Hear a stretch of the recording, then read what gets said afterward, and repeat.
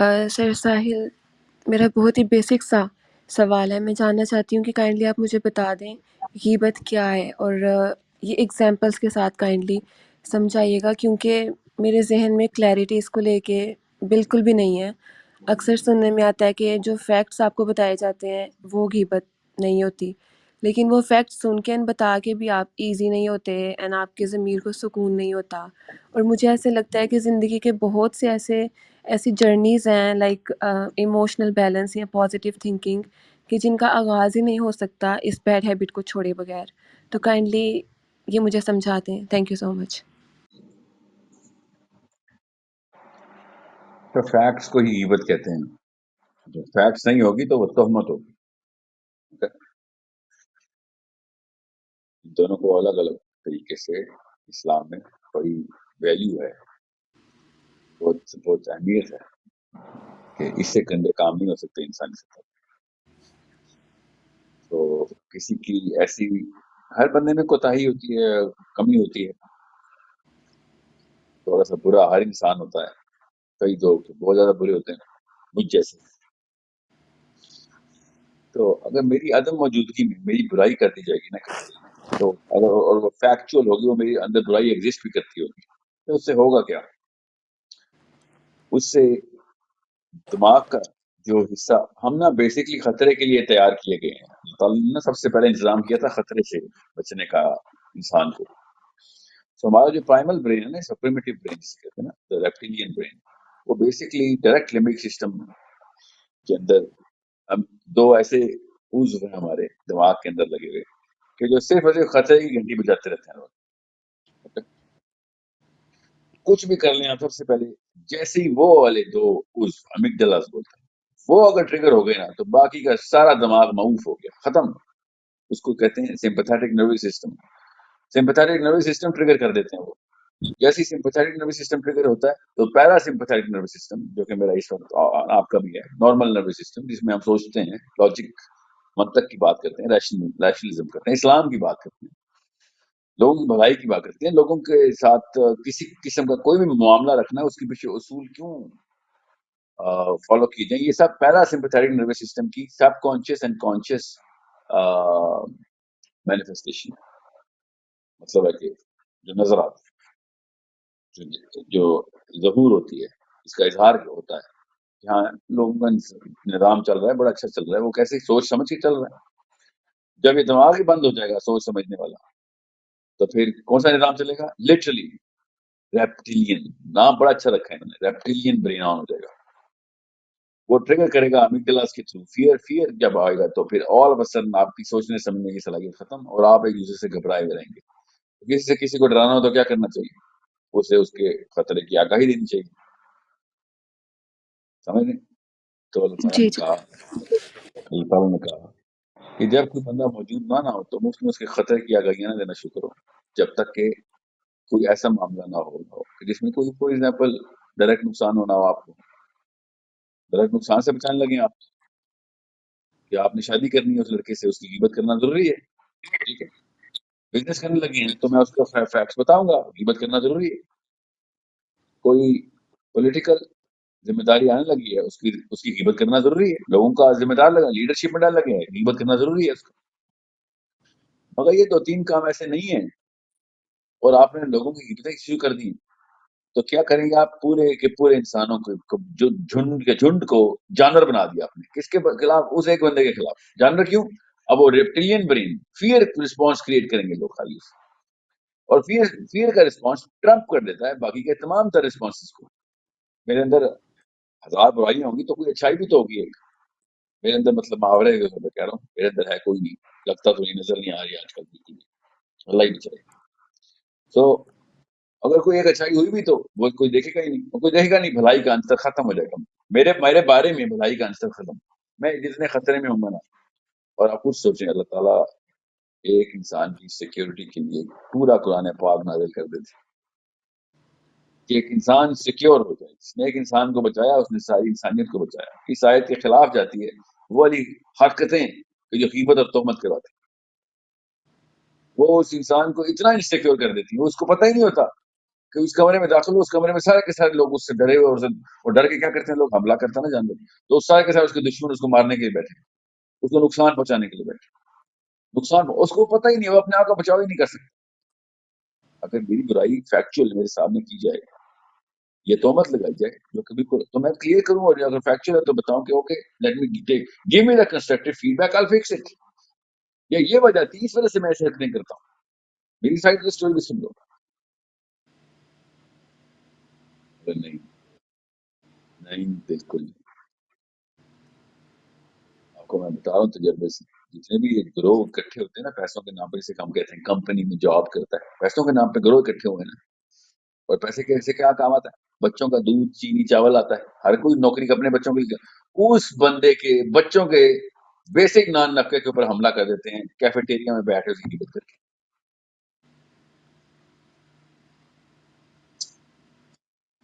پتہ ہی نہیں ہوتا کس جگہ پہ جا کے قیمت کر رہے ہیں، کس جگہ مطلب ہے دفتر میں جا کے، جہاں پہ اس کے بچوں کا، اس کے گھر کے بجلی کے بل کا انتظام کے لیے وہ آیا ہوا تھا، ادھر اس کی قیمت کر دی، اب اس کی کیا، اس کے پورے کے پورے گھرانے کی بیسک انتظامی امور خطرے میں ڈال دیے ہم نے،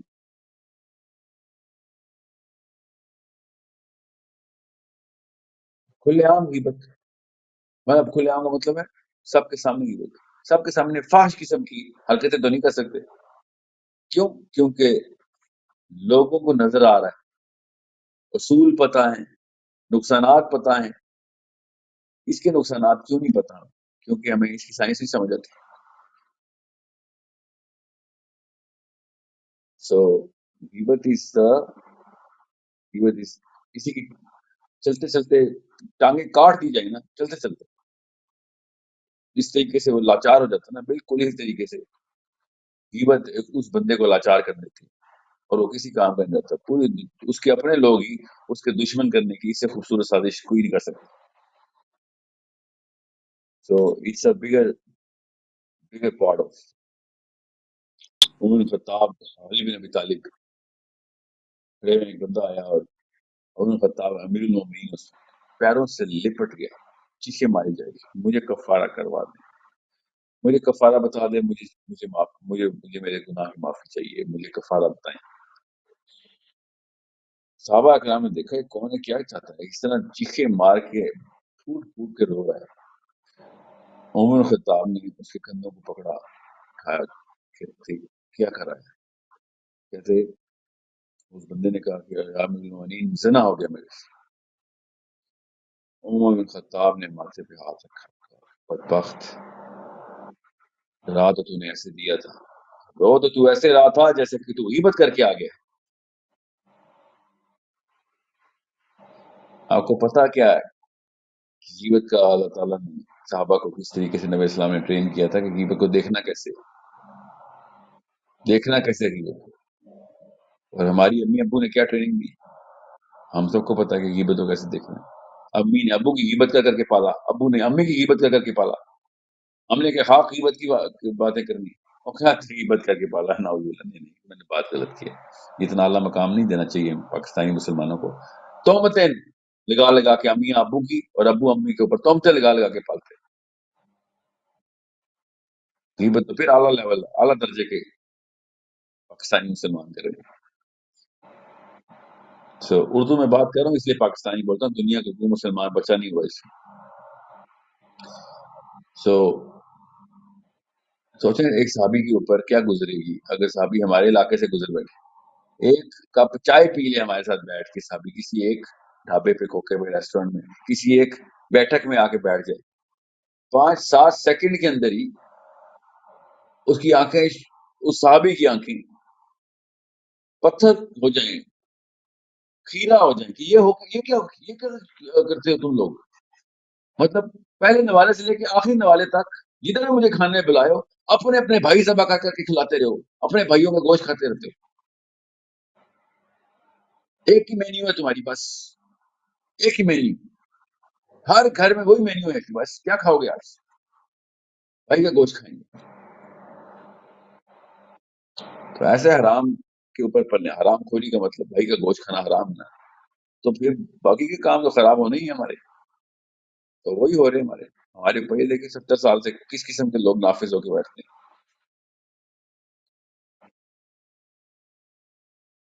So we are in a jungle. When we are غیبت کرتے ہیں ہم تو ہم جنگل میں رہتے ہیں، جنگل کے جانور ہیں ہم. کیوں؟ فیئر میں ہم پلتے ہیں. صرف فیئر پہ پالنے والے لوگ جانور بھی پال رہے ہیں، وہ بھی جنگلی جانور پال رہے ہیں. جنگلی جانور پالنے والے لوگ تو ایسی حرکتیں کرتے ہیں. آپ تو رکھیے، آپ کو خود پتا ہے، آپ کس شہر میں ہیں، جس بھی شہر میں چلے، کیا نام لینا، کیونکہ ہر شہر میں ایسی. آپ گلگت سے لے کے کراچی تک کسی ایک گلی میں 10 منٹ گزر کے دکھائیں، دیکھیں کس طریقے سے جانور. آپ لڑکی سے زیادہ کون جانتا ہے کہ آدمی کتنا بڑا جانور ہے آج کل کا؟ یہ کچھ بھی نہیں ہے جو آپ کو گندی نگاہوں سے دیکھتا ہے نا پاکستانی مرد، کوئی بھی جانور پن نہیں ہے. غیبت اس سے کئی گنا بڑا زیادہ جانور پن ہے. وہ انٹرنلائز کرتا ہے ایک بندے کے خلاف، انسیکیور کرتا ہے اس بندے کو باقی لوگوں کے اندر. تو لڑکیوں کو میں ڈائریکٹ بتا رہا ہوں یہ بات. لڑکیوں کی جو کہ اپنے آپ کو انسیکیور سمجھتی ہیں نا، مردوں کے دوران واک گزر رہی ہیں، دفتر جا رہی ہیں، بازار جا رہی ہیں، آپ کو پتا، آپ سے بہتر کون جانتا ہے کس طریقے سے جانوروں کو دیکھنا ہے یا جانور کس طریقے سے آپ کو دیکھتے ہیں. یہ کچھ بھی انسیکیورٹی نہیں ہے. ایک بندے کی غیبت کی گئی ہے اور اس کو اس کمرے میں داخل کر دیا جائے گا جہاں پہ اس کی غیبت کی گئی تھی. وہ جتنا انسیکیور ہے نا، کوئی پاکستانی عورت انسیکیور نہیں ہے پاکستانی مردوں کے بیچ میں. انٹرنلائز کی گئی، اس کو اسٹیبلش کر دی گئی ہے، اس کے خلاف تمام تر جو مہم چلا دی گئی ہے، سازش کامیاب ہو چکی ہے اس کے خلاف. وہ بیچارے کو پتہ بھی نہیں ہے. نبی السلام نے شاہ فرمایا کیونکہ وہ بندہ اپنا ڈیفینس ہی نہیں کر سکتا تھا. ڈیفینس ہی گدھا مرا ہوا پڑا تھا. نبی اسلام نے صحابہ کو روکا کہ دیکھو یہ کیا ہے. صحابہ نے پھر دریافت کیا کہ اس طریقے سے کیا نبی اسلام نے ہمیں ٹریننگ دینے کے لیے ابھی روکا ہے؟ کیا ٹریننگ ملنے والی؟ اتنا بڑا واقعہ ہونے لگا، غیبت کی ٹریننگ ہو رہی تھی کہ کیا کرے گا، کیا کرے گا یہ مرا ہوا گدھا، کیا کرے گا.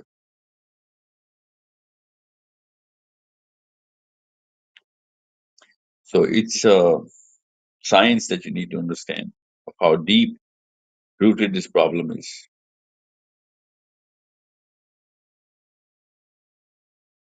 میرے پاس اردو انگریزی نہیں ہے کہ میں غیبت کیسے لفظ کو ڈیٹیل میں دے اس نس پہ جا کے، دماغ کی اس نس پہ جا کے وار کروں کہ سمجھ آ جائے کہ کتنی ڈیپتھ میں جا کے غیبت جو ہے نا وہ کتنا ہی گندا کام ہے،